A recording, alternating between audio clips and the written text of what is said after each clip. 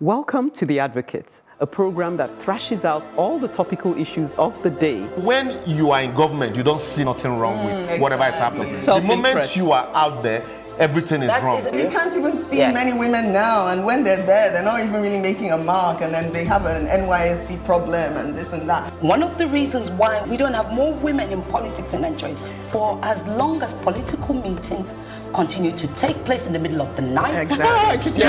Really disastrous for a president to even say be unaware of the chief It's justice. a ploy. It could be a strategy. That strategy was very terrible strategy. Because the buck stops at your table. Whether it's that we don't look after our cities, and quite frankly, Nigeria is becoming a very ugly place. When you are the only one feeding the people with this news, and there is nobody countering them, it becomes, the news. Hello and welcome to The Advocate. On this episode, we have for you a port period of seasoned topics. You know me, always got my finger on the social media pulse. I talk about the Forbes cover page boy and Yahoo.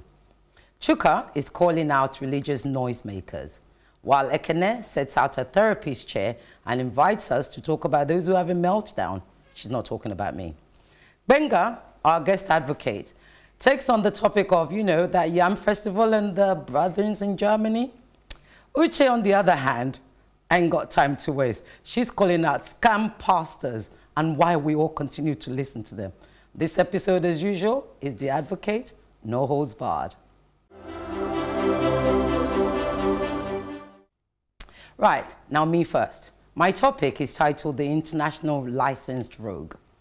I don't know about you, but I've often taken umbrage with this trend by Western media of lauding short-knickered freshers with titles such as Best 30 Under 30 or Most Achieving 100 Under 40, etc. There are many of them too boring to list. Personally, I found it somewhat sinister with a huge dose of cynicism. Which brings me to the recent trending story of Obianwane Okeke, aka Invictus Obi. Obi has a CV that was not only the envy of his peers and even his elders, but also one which was celebrated on the international stage.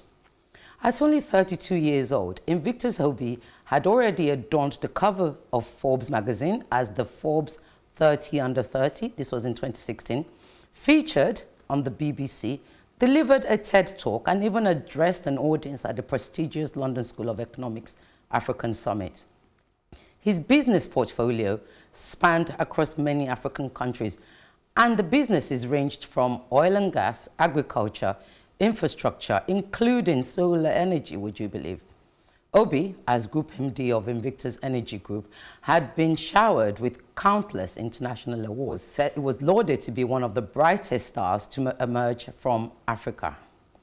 Now, we all know how the saying goes, ladies and gentlemen, if it seems too good to be true, that's right. So when news broke this week that the phenomenally bright spark from Nigeria was actually a corporate Yahoo boy, that's fraudster to you Oyinbo watchers, Nigeria's social media went on fire. How did this go unnoticed? The gaping hole in this whole mess is that word, due diligence. The first blame, of course, sits squarely on Obianwane's shoulders. However, the second to international media houses, especially Forbes. The only reason I can fathom for Forbes not to have known this very simple fact is because they just simply didn't care.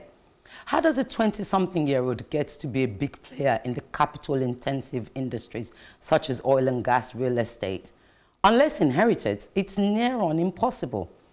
After all, we all know the genesis of Mark Zuckerberg's story. So why didn't anybody ask Obi about the genesis of his wealth?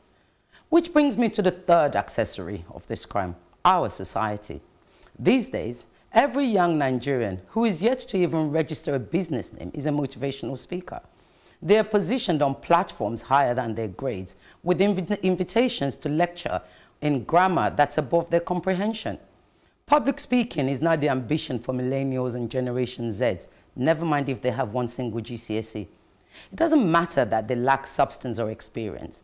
As long as they are young, above average articulation, sharp-suited, expensively weaved, combined with over 500,000 social media following, they must be worth the invitation.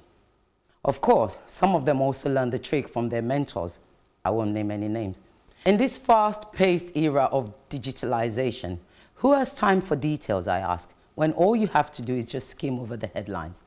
So I suggest to those of us who care, we go back to basics by scrutinizing our children's earnings and wealth the way our parents did to us. Well, I'm not surprised about the Forbes one. Okay, why not? Forbes does I was not check. surprised. No, how can you be surprised? I don't want to name anybody, but there's hardly a decent Nigerian that's very wealthy.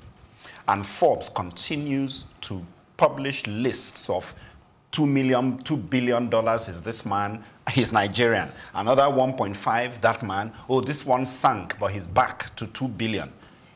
How did they make that money? And Forbes is publishing it. Back in the day, when Forbes publishes something, it's... You trusted it. Yeah, you trusted it. Yes. The Sunday Times rich list in England. It's one of the most trusted, They won't put... Back in the day, they didn't put the Sultan of Brunei. Yes. They said yes. because he's one and the same king and owner of the country. So they did stuff like that. Yeah. Our heads of states, African heads of states, who are reputed to be very, very rich, were never on the list. Very and true. They ought to have been in terms very of true, actually what they own. This thing has been going on very well. You said back in the day, what made the difference with Forbes? Because I still thought they were a brand. Forbes, I know that Forbes started to lose their way because they started to do things with Nigeria. When they started putting some Nigerians on their cover, I knew that it was rubbish. Please let me come in. Okay.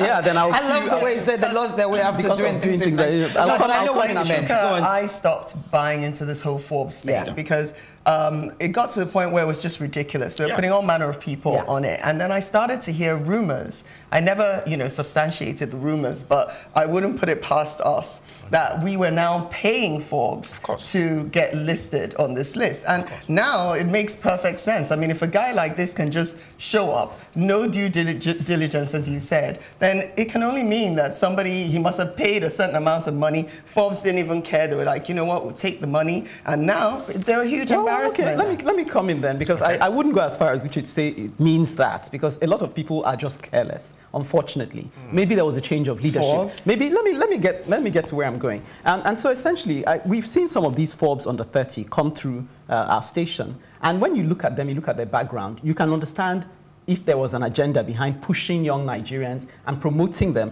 I would support that agenda, because a lot of them are having to work extra hard in an environment that doesn't favor them. So I don't want to throw the baby out with the bathwater. As far as I'm concerned, if you do that, and when you watch some of their testimonials and you hear some of what they've gone, and you check it out, because we go and check it out before we put them on the program, you find that actually these people have had to go the extra mile to get to where they've gotten to, more than their peers, where things are working. And it also gingers other young people when they see that people like themselves, in spite of the economy, in spite of things not working, are pushing and going the extra mile and being innovative. So I give it to Forbes if they have that agenda to promote Nigerian youths in an environment where Nigerian youths aren't being given space to breathe. So but I agree with Ireti to say that, in terms of putting the blame on them, they really should. It's a complete mess up for them to do this. And I feel that maybe they were being shoddy in their journalism. That's the best I can do. But if you then go back to ours, because I want to touch on ours if I finish, I really feel that our society has a lot of blame when it comes to promoting this,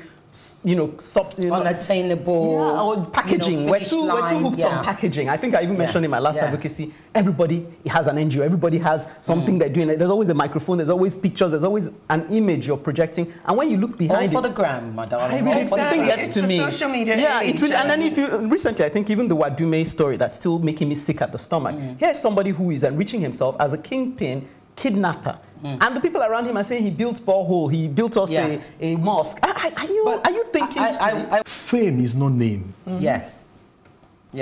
This atmosphere that we are creating, there is no office, there is no profession called motivational speaking. Exactly. But yet it's an ambition now for most young people. For us in Nigeria now, it's something that it's a dream for them. I actually see it on people's profile. It's a destination. What is a public speaker? Mention, considering I don't go to any public and you see, when I tell people in my academy, I say, you know what? Mention any public speaker or motivational speaker in the US, in Australia, in London, in Germany. Mention one who is not an entrepreneur, either a creative entrepreneur or is a writer who is then coming to he's doing something. Speaking out of something. He's doing something before saying something. Yes. Okay, I like that. If you're not doing anything, don't come and tell me anything. What you haven't been able to achieve. Do you understand? Because it's about do. What do you do? A young lady brought a guy, said, this person I want to marry. I said, okay, what do you do? He said, I'm planning to travel out. I said, are you okay? What are you doing? That's an ambition now. I'm like, do. What are you doing? Do. Nigeria has a huge percentage of young people. That is true.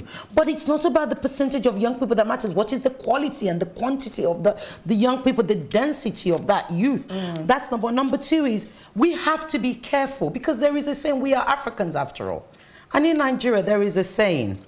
And it says, in Yoruba, they say, Kosi bomode Sheleni Ashoto Kolakisa Tagbalagba.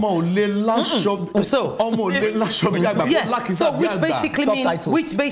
which basically means it doesn't matter how many new clothes a young person can have, they cannot have as many old clothes, which old clothes being experienced. So that's what I find sinister, because they don't do it in the UK, US. They keep pushing our young people forward without actually giving them time to grow out of their short knicker. And that's what I think happened with Invictus Obi. That's why nobody ever asked him. He's from a poor family.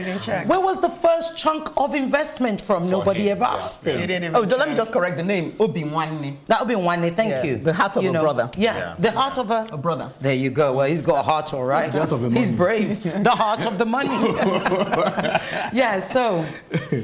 Yeah. What can I say? Yahoo is certainly a brand we don't want to promote, albeit we want to encourage young Nigerians to strive and go forward as much as possible. After the break, Chuka takes us on a matter of public nuisance.